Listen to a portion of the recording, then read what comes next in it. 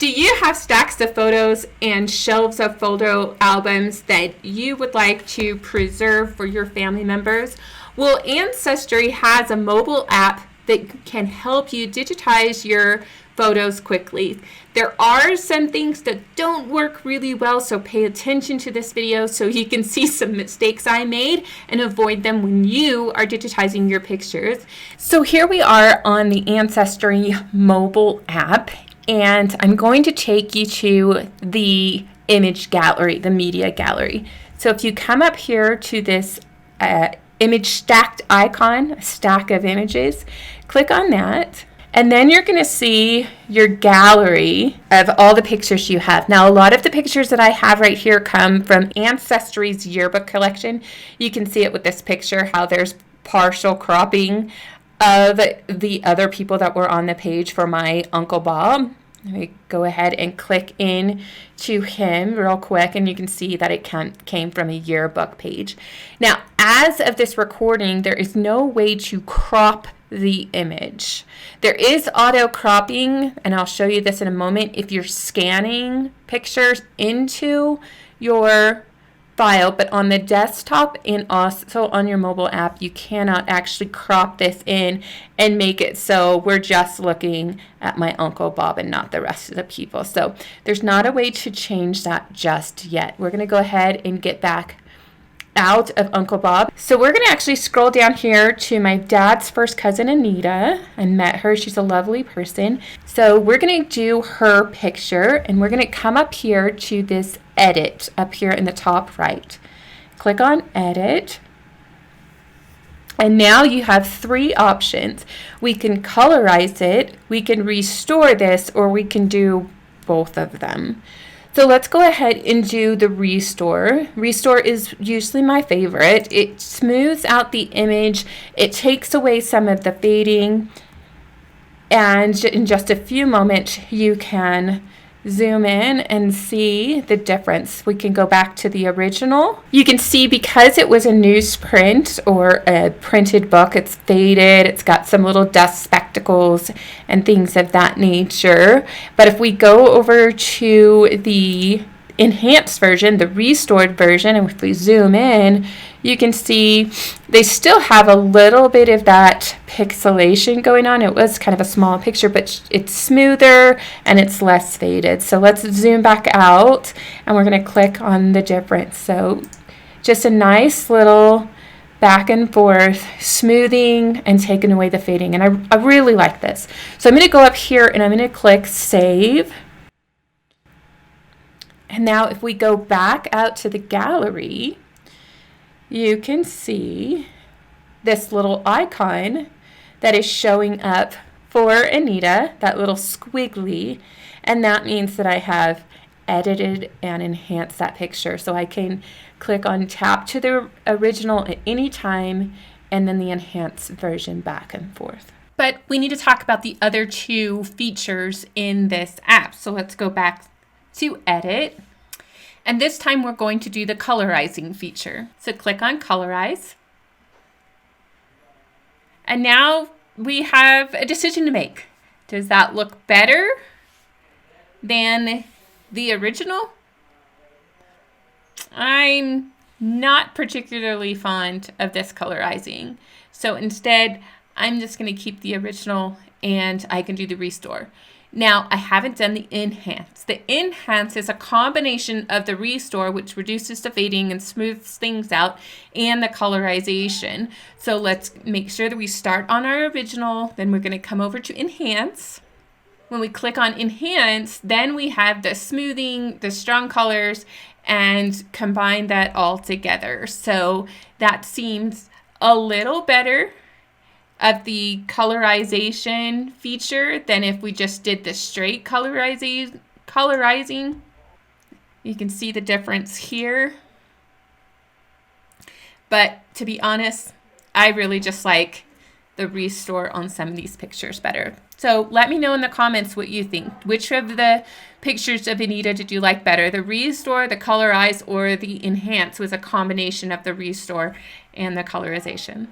But what about scanning pictures? you can scan single pictures, loose pictures, pictures in books, pictures in photo albums. So let's go ahead and walk through how you would scan pictures or digitize pictures, whichever you would like to say. So we're going to come down here and we're going to click on this green button down there. And we're going to do the Scanned Photos Beta Test. And then it's going to walk you through some prompts. It's going to tell you some of the best ways to capture your pictures. So it works best if your pictures aren't curved and you don't have to put your finger in the camera. But all you have to do is click on this button when you're ready to take the picture. And now it's taking the picture.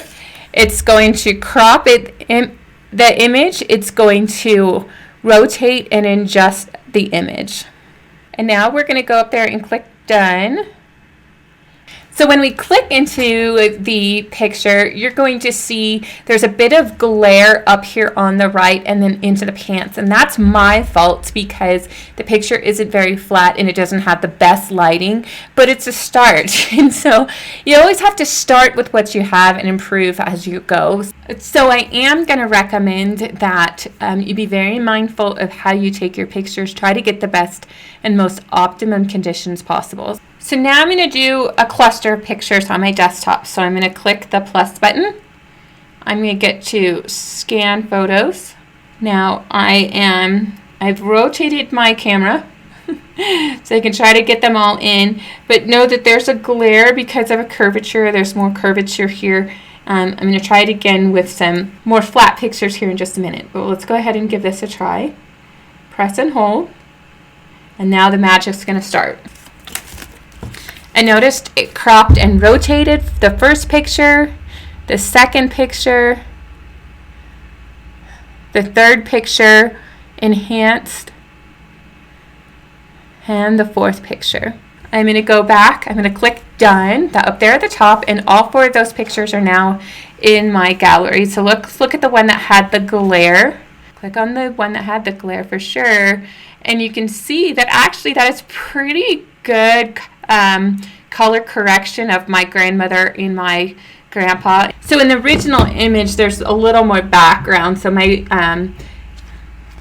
grandpa's head gets a little bit cropped off compared to the original, and so you have to be mindful of that. So let's go get some pictures that are more flat. Okay, these are more flat. Wait, we don't want to have all that stuff out there. We're going to have just this. So now we're going to click on that button. And when the check mark happens, then we know it's good. It's going to do the magic. So the first one, the second one, and it cropped it. Oh, that's too bad. So if you don't like how it turned out in the beginning, then just do a single photo. So we're going to do this one again. And that looks a little bit better. So what about if you have books in a photo album? Now this is in one of those magnetic albums, and you want to get your pictures out of these albums pretty quickly, but we're going to go ahead and do the same process with it. I can see that there's some glare, particularly in this picture, so I'm going to try to do what I can to not show up. Can you see this happening right here?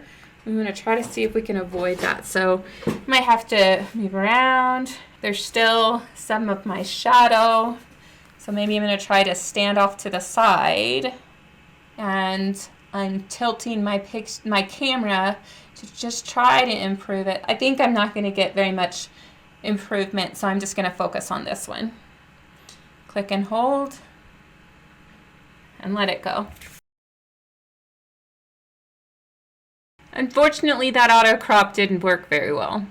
If that happens, if there's pictures we don't want, we can click on select, and then we can click in the circles beside the pictures. I'm going to click on that one. I'm going to click on that one. I'm going to click on this one because you can't rotate it. I'm going to click on that one because it cropped off my grandpa's head. And then I'm going to come down here to the trash bucket and delete it. And in just a few moments, those images disappear. Now I'm going to try another page of photos to see what it will look like. With multiple pictures, and there's a little bit of overlap, so we're going to have to move these pictures so there's no overlap. Keep angling it so that it looks pretty flat. I mean, you don't want to have this. You don't want to have that. You want to get it straight on, and sometimes you just have to keep playing around. And then when you get as close as you can, hold it down, and let's see if the magic improves. That one turned out great. Ooh, I like that fix. That one turned out not too bad. Unfortunately, you didn't get to her feet. Ooh, I like that one. That looks really, really, really good. So as of this recording, there really isn't an easy way for me to attach my mother to her profile from the gallery. So when I try to click on my mom, and I click on this iPhone icon down here, and I click on the dots, I can edit the photo, I can edit the details, give her the picture a different description, but if I try to click link to, it doesn't do anything. The edit only does edit. If I come out and I go to her profile, I'm going to click on her profile, view profile, and I click on gallery, it tells me there are no media items here. If I click here to try to change it, take photo, upload from device, I can't pull it from the gallery. And when I click on this button right here, it says scan, which I just did, take photos or upload from device. So it's really great to scan with. In the future, I hope that Ancestry will make it so that you can attach your pictures to your gallery right then and there. So the only other option is to go through that entire process and do it straight from your person. So I would have to pull out my picture of my mom and come to this view right here and then start the scanning. So hopefully there's nobody else in that picture, and then it becomes a little bit of a problem. One of the things that we can do as we come across problems on Ancestry's mobile app is give feedback. And so if we click on this, we can explain, I was scanning photos and my mother's feet were cut off in her picture. I am trying to attach this picture from the gallery to the family tree, and I can't do it. I have to go into those profiles. So there's a couple of wonky things. But let's say, all right, my pictures are in the gallery, and I really want to attach it to something. What do I do? Well, that's when we're going to have to go to the desktop. So in the desktop version of your tree, you can fix your media gallery by clicking on the overview of the tree, click on media gallery. Now I'm here and I can click on this picture and I can click on attach to person, type in the name, select the person, and attach. And now if I return to the gallery, or rather the tree, and keep going backwards. Okay, let me just go to the tree. Click on view tree. You're going to see that her picture right there is right there. The first picture you attach to a person is going to be their profile picture. I can go into the profile, and now we have her gallery picture with that one really great picture.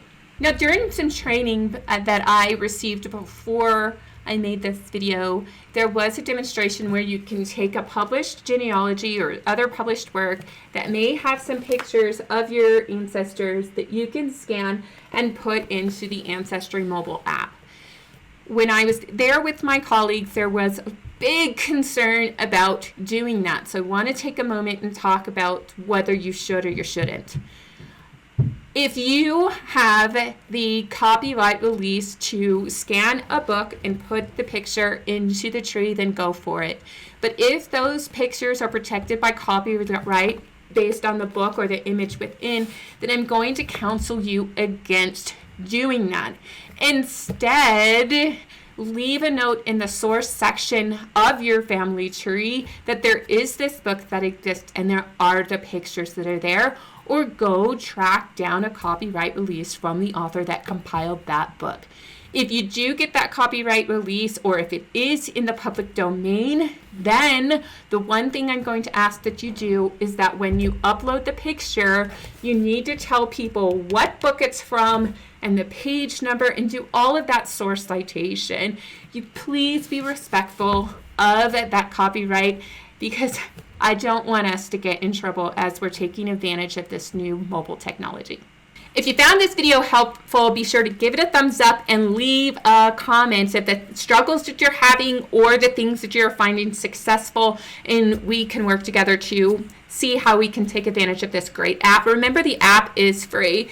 If you want to learn more about how to use Ancestry in general, be sure to check out the video that pops up right here.